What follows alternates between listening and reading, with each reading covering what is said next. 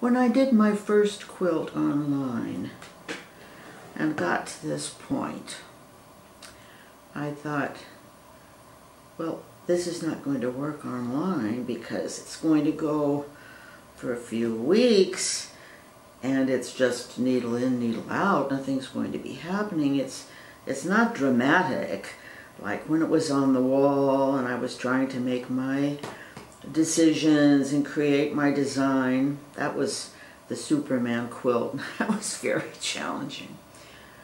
So what would I do when I got to this point? Well, it was very surprising what happened. It turned into a quilting bee. You know, the tradition of quilting is you don't do this by yourself.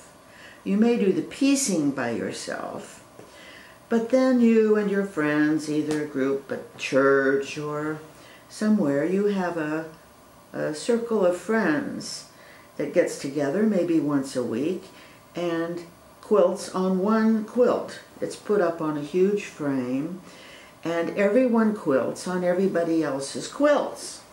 So it's a social thing and you talk and have an interchange there. Well, what happened was, I hate that when my needle comes out. It's so hard threading these needles when the thread comes out. Well, I'm just going to drop it now in the interest of this topic. So, there I was quilting. People online were sending me questions, making comments. So as I was quilting, I was responding to the people online and their life situations, their quilting, their whatever they were feeling, that they had made as a comment on my quilt videos. I addressed those. So, what do we have? A cyberspace quilting bee. You know, there are so many ramifications to this online phenomenon, which is so new. The infinite aspects of what it's going to develop into haven't even begun to be exposed yet.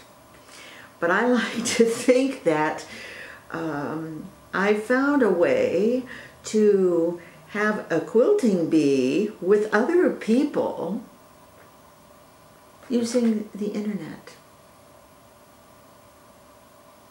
So if you have any topics you'd like to discuss and have me address while I'm doing this needle in, needle out project, please put them in the comments.